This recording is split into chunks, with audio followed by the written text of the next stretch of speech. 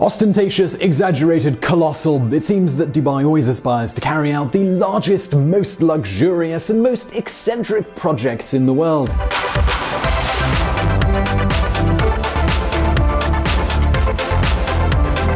In this small territory, we can find the tallest building, the most luxurious hotel, and even the largest international airport on the planet. Located in a strategic enclave at the mouth of the Persian Gulf, the growth process of Dubai is one of the fastest in human history. In just over 20 years, it has gone from being a remote and lost enclave in the desert to becoming one of the world's great capitals. In this period of time, the emirate of Dubai has multiplied by 4 its population, by 9 the number of visitors, and by 8 the size of its economy.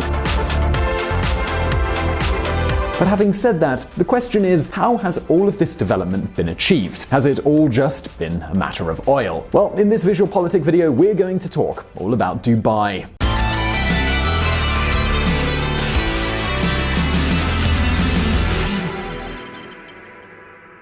Dubai is one of the 7 emirates that make up the United Arab Emirates. We could describe its government as an Islamic autocracy that restricts a large part of people's civil liberties. However, if we compare it with neighboring countries, Dubai is by far the most open place in the Middle East. So, how about some examples? Well, here women can drive, the veil is not mandatory, you can buy pork at the supermarket, and even alcohol is not hard to come by.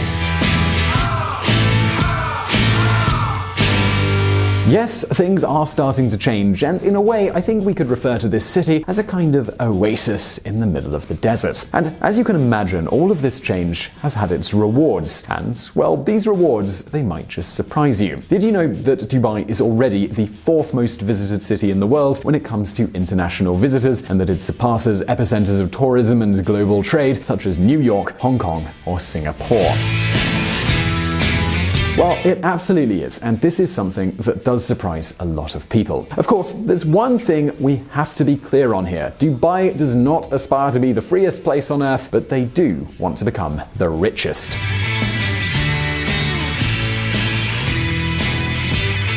Examples of opulence in this place are so evident that it's not strange to see the Dubai police patrolling the street in Ferraris or Lamborghinis. Where else in the world could you possibly see something like this? So you might at this moment be thinking, well, there's an easy explanation for all of this, and that is of course oil. Now, could it be that Dubai is nothing more than a sheik's dream that is financed with petrodollars? Well, although we cannot deny the influence of black gold here, the truth is that the real key to Dubai's success is very different. The secret to Dubai is not oil, but rather its commitment to trade. Don't believe me? Well, let's dive in a little deeper. Not enough oil. At the end of the 1950s, important oil deposits were discovered in the vicinity of Abu Dhabi, the capital of the Emirates. Now take note here, because we're not talking about some small discovery, but an absolutely huge amount of oil. To give you an idea, it is estimated that the wealth of the Emirates, their proven reserves, is even greater than all the reserves in Russia. However, in the case of Dubai, things they were a little bit different. It is true that this territory was also graced with the fortune of black gold, but its authorities soon realized that their reserves were much smaller than those of their compatriots in Abu Dhabi. In fact, although it may surprise us, oil today accounts for less than 1 in every $100 produced by Dubai's economy. So you've probably heard about how important it is to diversify an economy, right? Well, that is precisely what Dubai did. They overcame their dependence and their addiction to oil. Now, this is all very easy to say, but the question is, well, how did they do it? What did Dubai do to achieve such development and achieve a higher standard of living even compared to its oil-rich neighbors? Well, basically what it did was attract a whole bunch of multinationals and professionals from all around the world. To achieve this, the first thing they did was bet on a low tax policy. Look, in Dubai they have no income tax, the tax on profits is practically non-existent, and currently purchases are not taxed either, although the latter is about to change. As the result of a joint agreement between all members of the Persian Gulf Cooperation Council, a tax on purchases will soon be launched. However, the rate is only going to be about 5%, which is significantly lower than the rates we see in developed countries, which tend to be around 18%.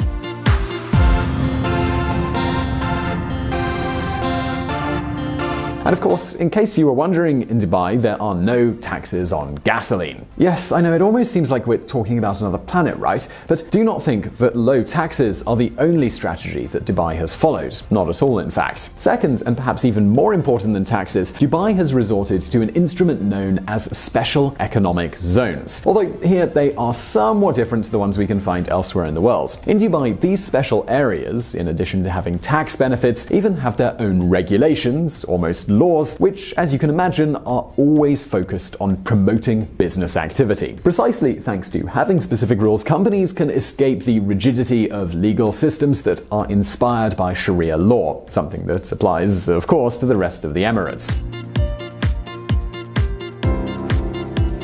We can find a good example of this model in the so-called Dubai International Financial Center, which is almost a state within another state. Look, this financial center, it even has its own judicial system, chaired, by the way, by a British judge, and it even has its own official language, which is not Arabic, but English, and it's also replaced the local currency with the US dollar. In this way, a financial institution, a bank for example, can do business as if it was in Manhattan, but benefiting from the tax advantages of Dubai.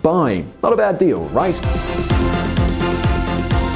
So, well, now we can probably understand how Dubai has managed to attract most of the 25 largest banks in the world. But this is not all. Along with low taxes and special economic zones, Dubai has also opted for a very high degree of immigration freedom. And the result of all this? Well, 96% of its inhabitants, they've been born abroad.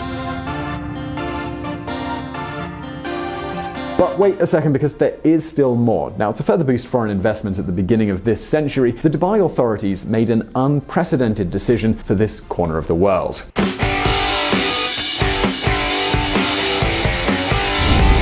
Breaking molds. In 2002, the government of Dubai approved a risky decree that allowed any foreigner, regardless of their religion, to make real estate investments. At that moment, the authentic boom, it really began.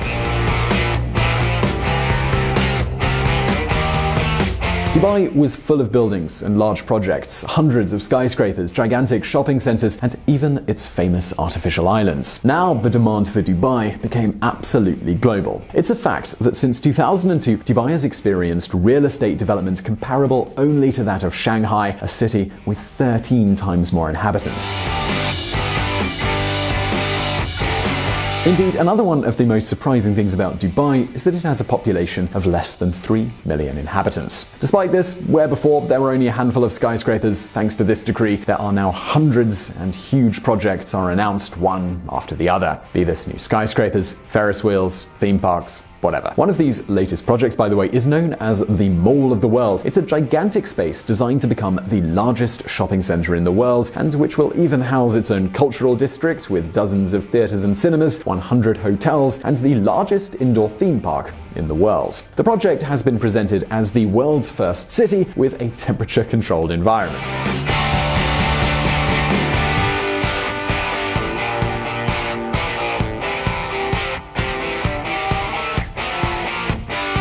Well, all of these measures have made Dubai a place where it is easy to do business and have turned this emirate into a commercial, touristic, financial, logistical, and even industrial power. Yes, anyone who thinks that all Dubai is about is banks and hotels is very, very wrong. Nowadays, Dubai, largely thanks to its modern ports and special zones, is the third largest re-exporting power in the world, and its industrial production exceeds $50 billion every single year.